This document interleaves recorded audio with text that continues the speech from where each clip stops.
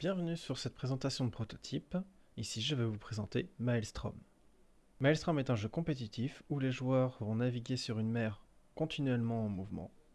Pour remporter la partie, ils devront accumuler le plus de trésors possible et donc le plus de points. Si jamais un joueur trouve un artefact très particulier, alors il pourra mettre fin à la partie.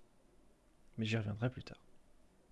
Pour trouver ces trésors, les joueurs vont devoir observer les cartes au trésor qu'ils auront en main afin de se rendre sur la case indiquée. Ici, une île avec une sorte de note de musique, une croix rouge dessus, un crâne comme indication. Nous la cherchons, nous pouvons trouver que c'est celle-ci. Si jamais un joueur se trouve sur celle-ci, alors il pourra prendre le premier trésor de la pile. Pour pouvoir prendre ces trésors, les joueurs vont utiliser des équipements qui vont leur donner certaines statistiques. Ici, c'est le nombre de points de vie max qu'ils ont, le nombre de dégâts qu'ils font lorsqu'ils attaquent, le nombre de déplacements qu'ils peuvent faire par tour, et le nombre de cercles qu'ils peuvent tourner par tour. Par exemple, le joueur bleu, premier joueur à jouer, peut se déplacer de 2 cases, car nous sommes au début de la partie.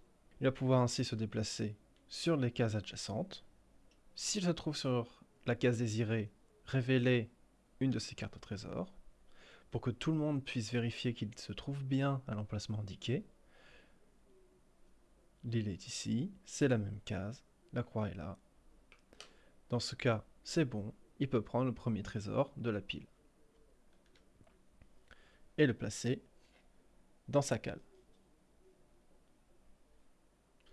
Si je reprends ce trésor, nous pouvons observer ici qu'il y a 4 pièces. Ça indique le nombre de points qu'il gagnera si jamais il arrive à se rendre sur une case orange, ce sont les cases marchands, et les vendre. Alors seulement, il pourra augmenter son nombre de points d'autant de pièces qu'il y a sur le trésor. Ensuite, ce trésor sera défaussé. Lorsqu'un joueur obtient des points, il pourra également les dépenser chez un marchand, afin d'acheter de nouveaux équipements qui vont améliorer son navire. Lorsqu'il achète un équipement, il prend l'équipement qu'il désire, en payant le coût en nombre de points, et le place par-dessus la case dédiée, sur sa fiche joueur. Ainsi, ce joueur pourra se déplacer au prochain tour de 3 cases, au lieu de 2. Maintenant, au tour du deuxième joueur, le joueur rouge. Celui-ci va d'abord se déplacer d'une case, attaquer le joueur bleu. Donc nous pouvons voir qu'il dispose seulement de 1 d'attaque. Et lorsqu'un joueur en attaque un autre, il devra baisser d'autant de dégâts qu'il a, les points de vie de sa cible. Si jamais la cible tombe à 0, alors l'attaquant pourra voler un coffre ou une carte au trésor au joueur venant d'être tué. Lorsqu'un joueur meurt, il retire son navire du plateau et pourra le reposer sur une case violette au début de son prochain tour de jeu. Ensuite, il lui reste un déplacement, il va pouvoir se rendre ici par exemple, pour vendre le trésor potentiellement volé. Sur le plateau, les joueurs vont pouvoir être confrontés à différents obstacles. Les autres joueurs bien sûr, mais également ce que nous allons appeler des calamités. Ces calamités sont des créatures ou des événements étranges apparaissant sur le plateau sous forme de jetons. À chaque fois qu'une calamité est invoquée, nous plaçons un jeton sur la case où l'événement d'invocation a eu lieu. Ces calamités sont représentées par une icône. Ils possèdent des dégâts d'attaque, un nombre de points de vie et un effet. Prenons maintenant le troisième joueur. Le joueur vert, lui, va d'abord tourner un des cercles. En faisant cela, avant de pouvoir faire toute autre action, les calamités vont se déplacer. Les calamités se déplacent à chaque fois qu'un cercle est tourné. Ici, le Kraken va se déplacer sur la case indiquée par la flèche violette. Si des joueurs se trouvent sur cette case, alors il va attaquer tous les joueurs et leur infliger un nombre de dégâts équivalent au nombre indiqué sur sa carte. Si un joueur meurt, il retire son navire du plateau et pourra le replacer sur une case violette à son prochain tour.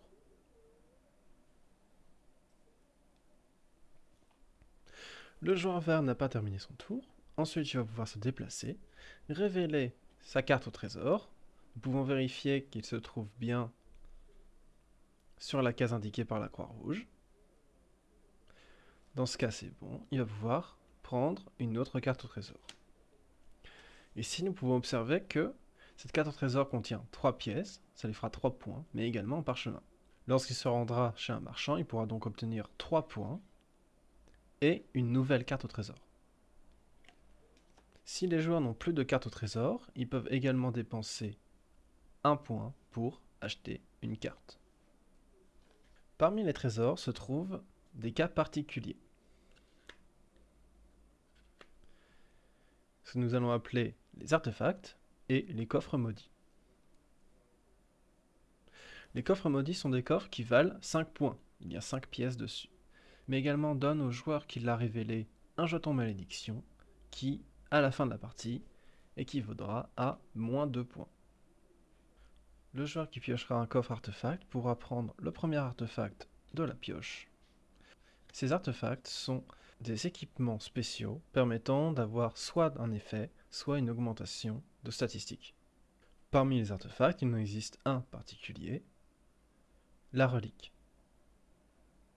Si un joueur trouve cette relique et qu'il la vend à un marchand, alors il pourra mettre fin à la partie et gagner 7 points en plus.